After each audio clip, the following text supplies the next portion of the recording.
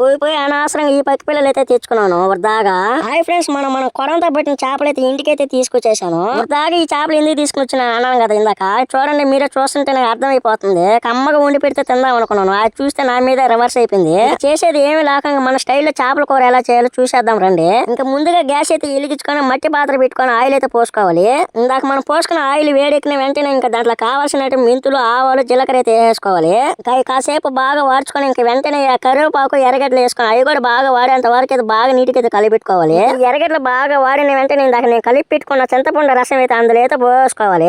కరెక్ట్గా 10 నిమిషాలుగా మన చింతపండు రసం కూడా అయితే బుడగలు వచ్చేటట్టుకైతే బాగా ఉడకపెట్టేసుకున్నాం. ఇందాక మనం తోమ పెట్టుకున్న బుడ్డ పక్కలు అయితే దాంట్లో వేసేసుకోవాలి. ఇందాక మనం వేసిన బుడ్డ పక్కలు చేపలు అయితే బాగా ఉడకబెట్టుకుని ఇంకా తర్వాత అయితే ధనియాల పొడి అయితే కొద్దిగా అయితే దాంట్లో చల్లుకోవాలి. ఏంద్ర మిరప్పొడి, ఉప్పు అవన్నీ వేయలేదనుకో పాపండి. ఇందాక చింతపండు రసం అయితే కలిపేసుకున్నాము. ఇంకా మన స్టైల్ బుడ్డ పక్కల కూర అయితే చేసాం. ఇంకా మీరు ఎలా చేసుకుంటారో ఒకసారి కామెంట్ చేయండి.